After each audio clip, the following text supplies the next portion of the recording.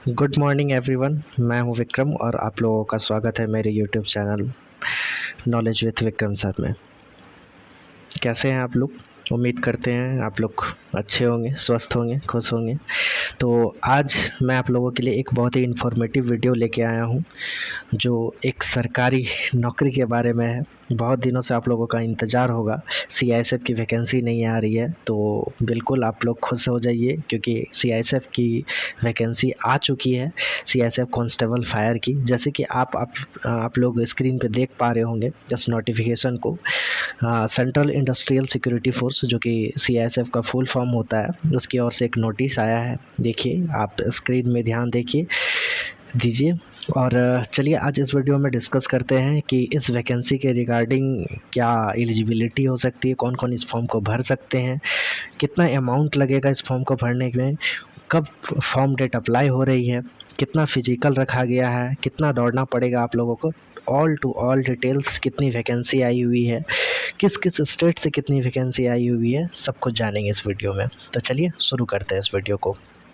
जैसा कि स्क्रीन में आप लोग देख पा रहे हैं इस नोटिफिकेशन को, इस पे साफ साफ बताया गया है कि date of submission of online application, जो कि स्टार्ट होने वाला है ऑनलाइन 31 अगस्त से स्टार्ट होने वाला है और लास्ट 30 सितंबर 2024 को ये ख़त्म हो जाएगा। आप इसके बीच कभी भी फॉर्म भर सकते हैं, तो जितना जल्दी होगा कोशिश कीजिए फॉर्म को भरने का, क्योंकि बाद में सर्वर इशू के कारण आप लोगों को भरने पे प्रॉब्लम होगी। तो आप लोग स्टार्ट कर सकते हैं 31 अगस्त 2024 से इस फॉर्म को। हाँ, लेकिन ये सिर्फ मेल कैंडिडेट के लिए है, वैकेंसी होने वाली है। तो चलिए देखते हैं।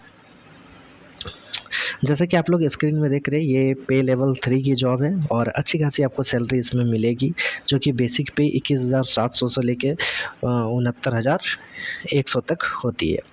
और बाकी सारी अलाउंस, जो डिफेंस में जो भी अलाउंस रहती है, सारा चीज़ आप लोगों को इसमें अच्छे खासे सब कुछ मिलने वाली है। और इसका क्या प्रोसेस होने वाला है, जैसे कि ये ऑनलाइन एप्लीकेशन आप लोगों को फिल करना पड़ेगा, ठीक है। दूसरा क्या होगा, फिजिकल एफिशिएंसी टेस्ट होगा, जैसे हम लोग पीटी बोलते हैं। उसके बाद फिर डीवी होगा, डॉक्यूमेंट वेरिफिकेशन। तीसरा स्टेप क्या है, एग्ज़ाम, रिटन एग्ज़ाम, जो कि ओएमआर बेस्ड होगा, ठीक है। उसके बाद फिर आप लोगों का मेडिकल होगा और मेडिकल के बाद आप लोगों को ज्वाइनिंग मिल जाएगा। तो इसकी क्या सिलेबस रहने वाली है, सिलेबस भी डिस्कस करेंगे। तो चलिए आगे बढ़ते हैं। जैसे कि मैंने बताया कि इसका पे स्केल लेवल 3 की जॉब है, तो 21,700 से लेके 69,100 तक रहने वाली है। इसे भरने के लिए आप इंडिया के होने चाहिए, जो सिटीजनशिप है वो इंडिया का होना चाहिए। और ये जो वैकेंसी आई है स्टेट वाइज आई है, स्टेट वाइज दिखाई गई है कि किस स्टेट में कितनी वैकेंसी है, यूआर कैटेगरी की कितनी वैकेंसी है, ईडब्ल्यूएस की कितनी है, एससी एसटी और ओबीसी की कितनी है। तो जैसे कि आप लोग स्क्रीन में देख पा रहे हैं, अंडमान निकोबार में आपकी एक भी वैकेंसी नहीं है खाली, सबसे बुरी बात है। और आंध्र प्रदेश में जैसे कि यहाँ पे दो कैटेगरी में बांटा गया है, एक नक्सल प्रभावी क्षेत्र जो है उसे अलग बांटा गया है और एक ऐसे जो नॉर्मल है उसे अलग बांटा गया है। तो आप आंध्र प्रदेश में देख पा रहे होंगे, जो एंटायर स्टेट है उसमें टोटल वैकेंसी 27 है, जिसमें यूआर की 11 है, ईडब्ल्यूएस की 3 वैकेंसी है, एससी की 4, एसटी की 2 और ओबीसी की 7 वैकेंसी है। वहीं नक्सल एरिया की बात करें तो आंध्र प्रदेश में यूआर की वैकेंसी नक्सल एरिया में बहुत कम है, 2 है। ईडब्ल्यूएस से 1 है, एससी से भी 1 है, एसटी से बिल्कुल भी नहीं है और ओबीसी से 1 है। टोटल नक्सल एरिया में 5 वैकेंसी है। ठीक उसी तरह हम लोग नीचे चलते हैं तो देखते हैं अरुणाचल प्रदेश में 15 वैकेंसी है, असम में 164 वैकेंसी देखने को मिल रही है, यहाँ पे अच्छी खासी वैकेंसी है। बिहार में 56 वैकेंसी है। चंडीगढ़ वालों के लिए तो बुरी खबर है, जो वहाँ पे बिल्कुल भी वैकेंसी नहीं है। छत्तीसगढ़ में देखने को मिल रहे हैं, छत्तीसगढ़ में एंटायर स्टेट में 14 वैकेंसी और नक्सल प्रभावित क्षेत्र में 41 वैकेंसी देखने को मिल रहे हैं। दादर नगर हवेली जो है और दमन द्वीप में एक भी वैकेंसी नहीं है। दिल्ली में 9 वैकेंसी दिख रही है, गोवा में 1 वैकेंसी जो कि सिर्फ यूआर की है, गुजरात में 32 वैकेंसी है सभी कैटेगरियों को लेके, हरियाणा में आपकी 14 वैकेंसी है, हिमाचल प्रदेश में 4 वैकेंसी है, जम्मू और कश्मीर में 65 वैकेंसी है, झारखंड में 18 वैकेंसी है और कर्नाटक में आपकी 33 वैकेंसी है। झारखंड में 18 वैकेंसी है और नक्सल प्रभावित क्षेत्र में भी 29 वैकेंसी है। ठीक है, कर्नाटक में आपकी 33 वैकेंसी है, केरला में 18 वैकेंसी है, लद्दाख में आप लोग देख सकते हैं एक ही वैकेंसी है। लेकिन केरला जो है, केरला में 2 प्रभावित क्षेत्र है, एक एंटायर स्टेट और जो नक्सल प्रभावित क्षेत्र है तो उसमें आपका 19 वैकेंसी है और एंटायर स्टेट में 18 वैकेंसी है। और आप लद्दाख में एक ही वैकेंसी है, लक्षद्वीप में 0 वैकेंसी, मध्य प्रदेश में 39 वैकेंसी देखने को मिल रही है इस बार, महाराष्ट्र में 61 और 11 वैकेंसी है, मणिपुर में 16, मेघालय में 22, मिजोरम में 8 और नागालैंड में 15। उसी तरह आप नीचे भी स्क्रीन में देख पा रहे होंगे मेरे स्क्रीन में, उड़ीसा में भी वैकेंसी 23 और 41, पुडुचेरी में 1 वैकेंसी, पंजाब में 15, राजस्थान में 37, सिक्किम में 0, तमिलनाडु में 39, तेलंगाना में 19 और आपको ये त्रिपुरा में 26 ही मात्र वैकेंसी है। लेकिन उत्तर प्रदेश में आपको 108 वैकेंसी देखने को मिल रही है, जो कि थोड़ी बड़ी डेटा है। और वेस्ट बंगाल में 49 वैकेंसी है, उत्तराखंड में 5 वैकेंसी है। ठीक है, तो ये पूरे स्टेट का लिस्ट दिया हुआ है जहाँ से कितनी कितनी सीट है। तो एक यूपी और आप बोल सकते हैं कि असम में सबसे ज़्यादा वैकेंसी है, असम स्टेट में 164 वैकेंसी है और दूसरी आपकी एक उत्तर प्रदेश में 108। तो टोटल जो यूआर की वैकेंसी है 466 सीट है। और ऑल ओवर अगर हम देखा जाए तो ऑल ओवर 1130 वैकेंसी आप लोगों की आई हुई है सीआईएसएफ कांस्टेबल फायरमैन के लिए। जैसे कि वैकेंसी में लिखा हुआ है, इस वैकेंसी को इंक्रीज और डिक्रीज कभी भी किया जा सकता है। उनको अगर ज़रूरत होगी तो इंक्रीज भी हो सकती है वैकेंसी और डिक्रीज भी हो सकती है वैकेंसी। 10% वैकेंसी जो है वो रिजर्व है एक्स सर्विसमैन के लिए। तो इसकी जो वैकेंसी है वो तो 10% एक्स सर्विस वालों के लिए चले जाएगी। और साथ ही देखते हैं कि क्वालिफ़िकेशन क्या रहने वाला है, सबसे इम्पोर्टेंट थिंग। तो इसमें देखिए साफ साफ लिखा हुआ है कि the candidate must have pass 12th pass और इक्विवेलेंट और qualification equivalent qualification from a recognised board या यूनिवर्सिटी विथ साइंस सब्जेक्ट। अगर आप साइंस सब्जेक्ट से 12th पास हैं या उसकी इक्विवेलेंट आपके पास क्वालिफ़िकेशन है तो आप एलिजिबल हैं। एज लिमिट 18 से 23 साल रखी गई है। ठीक है, जो कि आपको 30 सितंबर 2024 तक candidate should not have been born earlier than 1/10/2001 and later than 39/2006। ठीक है, तो आपकी एज अगर 18 से 23 साल के बीच है तो आप इस फॉर्म को भर सकते हैं बहुत अच्छी तरह से। ठीक है, साथ में आप अगर एससी कैंडिडेट हैं या एसटी कैंडिडेट हैं तो आपको 5 ईयर का रिलैक्सेशन मिलेगा, ओबीसी कैंडिडेट है तो 3 ईयर का रिलैक्सेशन मिलेगा। ठीक है, एक्स सर्विसमैन है तो भी आपको रिलैक्सेशन मिलेगी। ठीक है, तो आगे हम अगर देखते हैं